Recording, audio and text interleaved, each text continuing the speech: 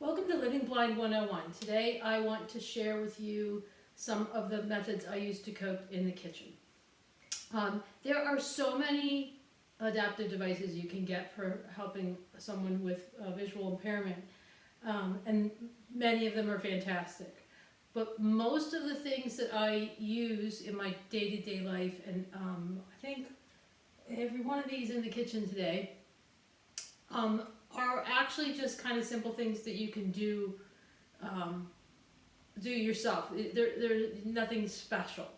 The one thing that I did learn when the people came to help me figure out how to live was these bump dots, and I found some red ones that I put here on my stove, and I did buy the most simple stove that I could possibly find. I don't know how much longer this is going to be available. But just the simple dial, no digital controls. I can't see to use those. So this nice. I mean, it has some digital stuff here, but I've memorized where everything is on here. So it's still very simple comparatively to other ones.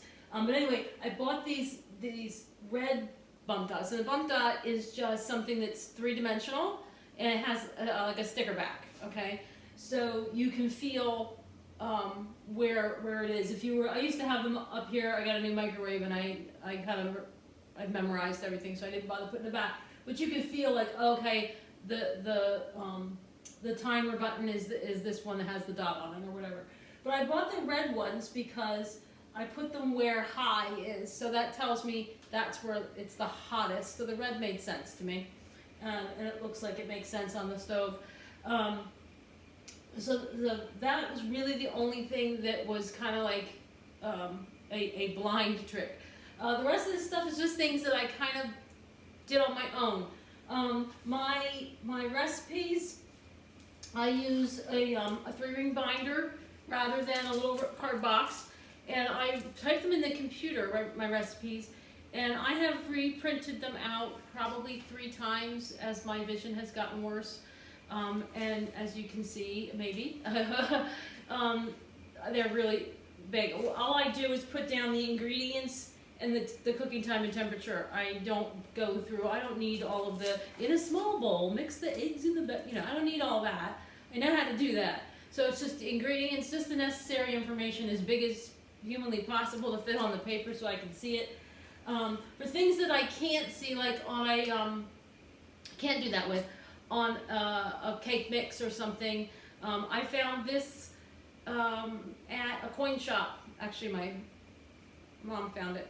But it's just this nice little thing. I don't know the power on it, but you can read enough to get the directions off of the cake mix. I also carry one of these in my purse, and I can use that to check the price or size of something when I'm shopping.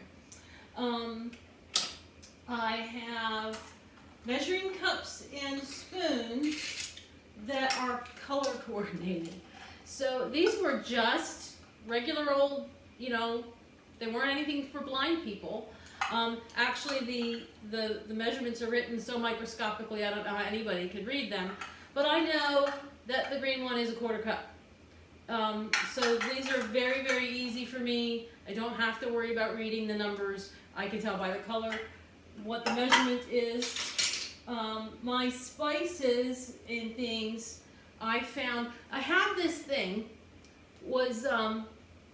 it had little labels, and it was a talking pen.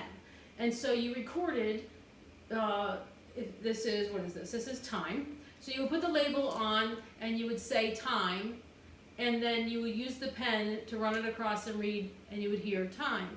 Well, that might make sense for somebody who's completely blind. But for me, that's 10 steps I don't need to take. So a nice label, I think these are address labels. You could just get it anywhere.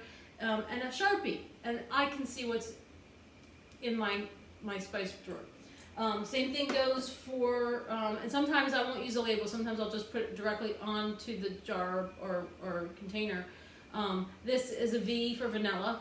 You don't need to write vanilla out. So I have an L for lemon and a S for anise and an AL for almond. This also works on in the medicine cabinet. So Tylenol has a TY on it, and you know, just write directly on the bottle. And it just makes life so much easier because I can now go into my cabinet and get what I want, just like a normal person. I don't have to take 10 extra steps to figure it out. It's just there, I can see it. Now that's gonna all depend on your level of vision, whether you can get something big enough for you to see or not. But I would say chances are there's something you can do, some level that you can do that will make those kinds of things a lot easier for you without doing the special things. Many of those special things are they just cause more hindrance. To me, they're, like I said, they're 10 steps I don't need to take.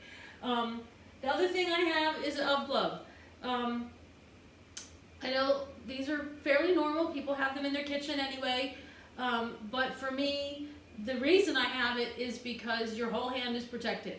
So when I stick my hand in the oven, I don't have to worry about misjudging using a regular old pot holder and grabbing hold of the hot pan or the rack instead. So this is a biggie. But all of these things, all of them are just simple little things.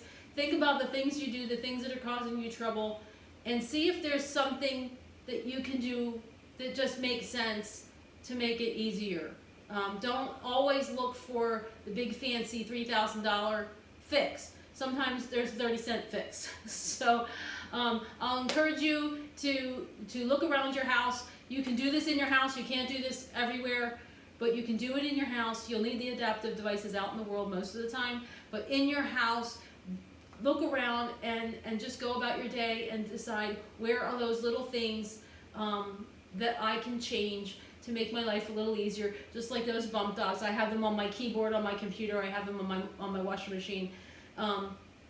Just a little thing that makes your life just work just like a normal person, so you can just live instead of having to do so much work at living. Just live. So that's it for today. I hope that encourages you a little bit and will help you some. And until next time, I'm Suzanne Gibson. This is Living Blind 101. God bless.